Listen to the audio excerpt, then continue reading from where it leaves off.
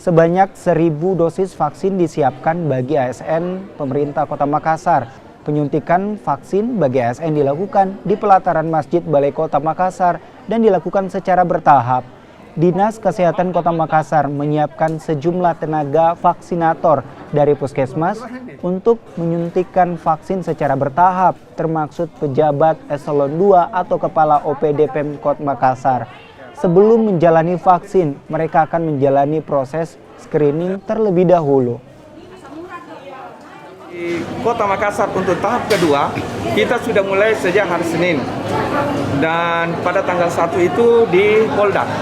Dan ini sudah yang ketiga, karena di hari Selasa juga kita sudah laksanakan juga di Vipo.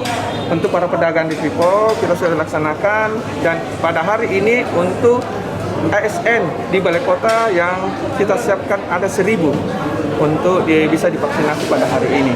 Mudah-mudahan semua teman-teman ASN di Balai Kota ini bisa kita lakukan artinya di hari ini, kita laksanakan di hari ini.